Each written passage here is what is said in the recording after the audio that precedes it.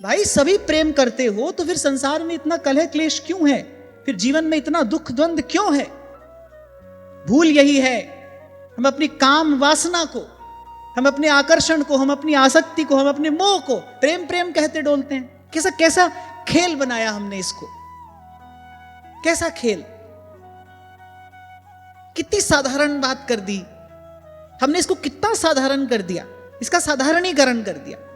और साधारणीकरण भी छोड़ो, इसका व्यापारीकरण हो गया, इसको व्यापार बनाया हमने।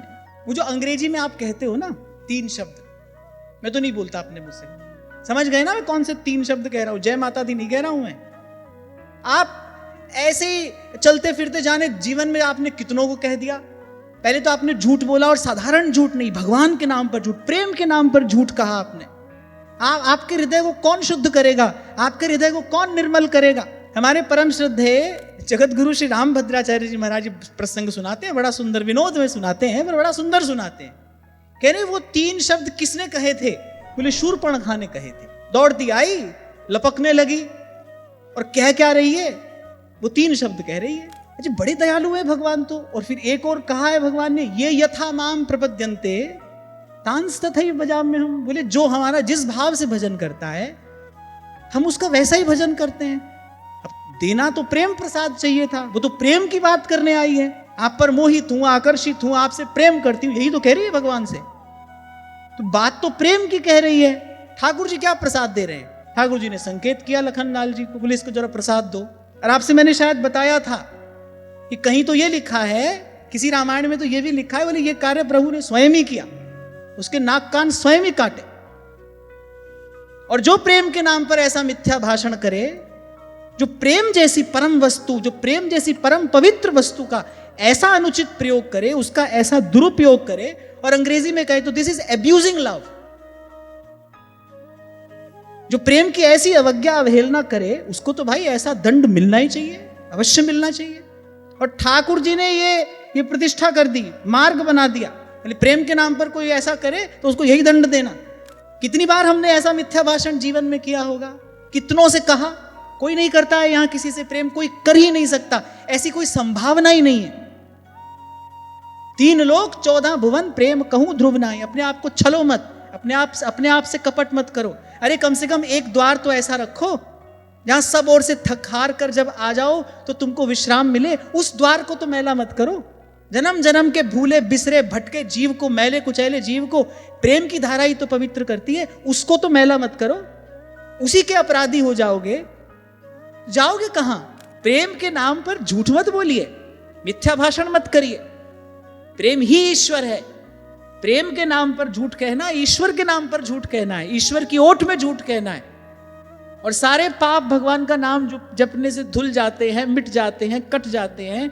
लेकिन जो पाप भगवान नाम की ओट में किया जाता है वो तो पहाड़ हो जाता है, उसका नाश तो किसी भी प्रकार से नहीं होता। इसीलिए कल मैंने कहा था, जाकर एक बार बैठना, सोचना, जीवन में कितनी बार हमने ऐसा मिथ्या भाषण किया। आज भी हमारी वृत्ति वही है।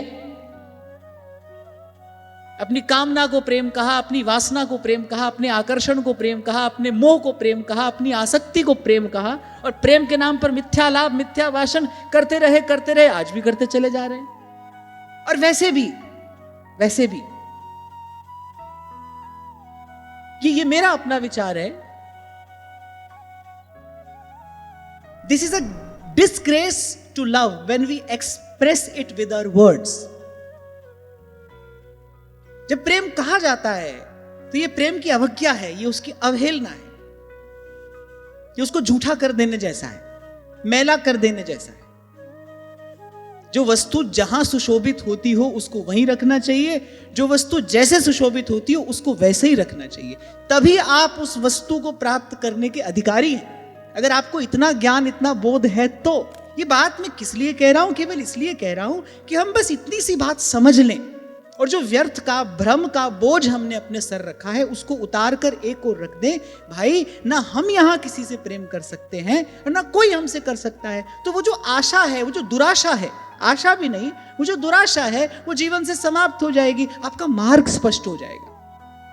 ये घटना कहीं नहीं घट सकती। मैं कहता हूं 2 लोग पूर्ण प्रयास भी कर लें, वो एक दूसरे को स्नेह दे सकते हैं, वात्सल्य दे सकते हैं, ममता दे सकते हैं। देना भी चाहे तो प्रेम नहीं दे सकते, क्योंकि प्रेम के लिए अगर प्रेमी चाहिए तो प्रेम के लिए प्रेमास्पद भी चाहिए, प्रेम के लिए प्रेम पात्र भी चाहिए, और वो प्रभु के अतिरिक्त और कोई नहीं है, कोई है ही नहीं। कहां से लाइएगा? आप किसी से प्रेम करते हैं, ऐसा आप कहते हैं, आप किसी से प्रेम करते हैं, अब लगा उससे कोई और प्रेम करने, लो आपको बड़ा झंझट हो गया, अब तो बड़ा झंझट हो गया।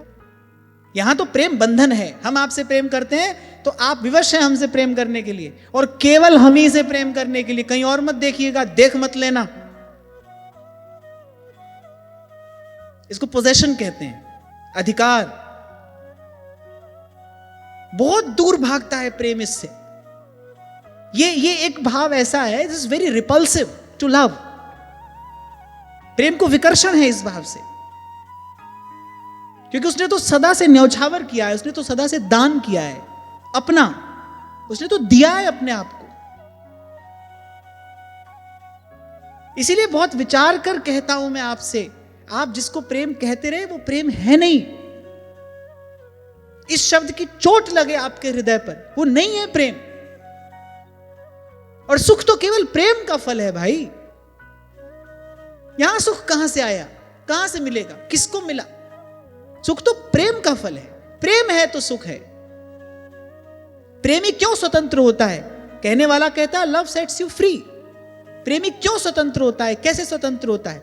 वो तो इस बात से भी नहीं बंधा है कि मेरा प्रियतम मेरी ओर देखे, तो इस बात से भी नहीं बंधा है, वो तो अपने हिस्से का कार्य करता चला जा रहा है, क्योंकि उसको तो वही न्यौछावर करने में सुख है।